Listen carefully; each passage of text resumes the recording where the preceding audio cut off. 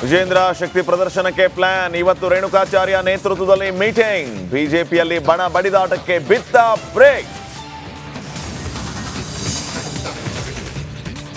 ಶ್ರೀರಂಗಪಟ್ಟಣದಲ್ಲಿ ಮತ್ತೆ ಮಂದಿರ ದಂಗಲ್. ಹಿಂದೂಗಳಿಂದ ಇಂದು ಹನುಮ ಸಂಕೀರ್ತನ ಯಾತ್ರೆ. ಪೊಲೀಸರು ಫುಲ್ ಅಲರ್ಟ್. ಮೂಲ ಸೌಕರ್ಯ ಇಲ್ಲದೆ ಕಂಗಾಲಾದ ಖಾನಾಪುರ. ಸಮರ್ಪಕ ರಸ್ತೆ ಇಲ್ಲದೆ ಪರದಾಟ. ಅತ್ತ ಸೂರಿಲ್ಲದೆ ಕಾಡಂಚಿನ ಜನರ ಗೋಳಾಟ.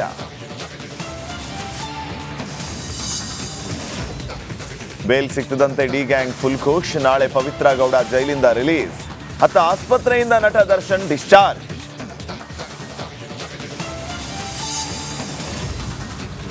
ತಾರಾ ಗೋವಿಂದು ಬಣಕ್ಕೆ ಫಿಲ್ಮ್ ಚೇಂಬರ್ ಗದ್ದುಗೆ. ನೂತನ ಅಧ್ಯಕ್ಷರಾಗಿ ನರಸಿಂಹಲು, ಉಪಾಧ್ಯಕ್ಷರಾಗಿ ವೆಂಕಟೇಶ್ ಆಯ್ಕೆ.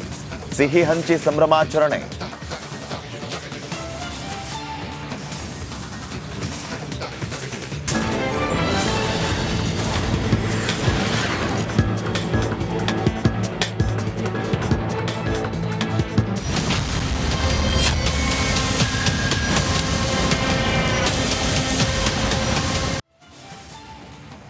ನಮಸ್ಕಾರ, ಶುಭೋದಯ. ರಿಪಬ್ಲಿಕ್ ಕನ್ನಡ ನ್ಯೂಸ್ಗೆ ಸ್ವಾಗತ. ನಾನು ಶ್ರೀಪಾದ್ ಪಾಟೀಲ್. ಕರ್ನಾಟಕ ಎಕ್ಸ್ಪ್ರೆಸ್ನಲ್ಲಿ ಏನೆಲ್ಲ ಸುದ್ದಿಗಳಿದೆ ಅನ್ನೋದನ್ನ ಗಮನಿಸೋಣ. ಅದಕ್ಕಿಂತ ಮುಂಚೆ ಒಂದು ಬ್ರೇಕಿಂಗ್ ನ್ಯೂಸ್ ಮತ್ತು ರಿಪಬ್ಲಿಕ್ ಕನ್ನಡದ ಗ್ರೌಂಡ್ ರಿಪೋರ್ಟ್. ರಿಪಬ್ಲಿಕ್ ಕನ್ನಡದಲ್ಲಿ ಅವ್ಯವಸ್ಥೆಯ ತಾಣಗಳ ದರ್ಶನವನ್ನ ಮಾಡಿಸ್ತಾ ಇದ್ದೀವಿ. ಖಾನಾಪುರ ಗಡಿ ತಾಲೂಕು.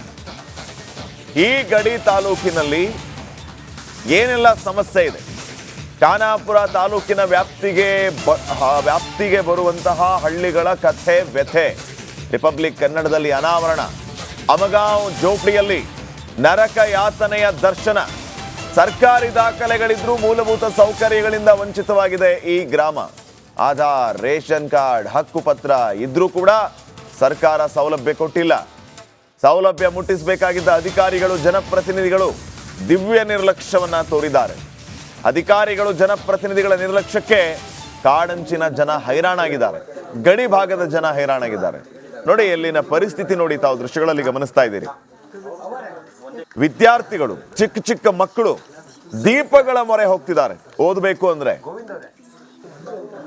ಒಂದು 30-40 ವರ್ಷದ ಹಿಂದೆ ಈ ರೀತಿ ಇರ್ತಾ ಇತ್ತು. ಆದ್ರೆ ಈಗ ಅಭಿವೃದ್ಧಿ ಆಗಿದೆ, ಅಭಿವೃದ್ಧಿ ಆಗ್ತಾ ಇದೆ ಅಂತ ಹೇಳ್ತಿದ್ದಾರೆ.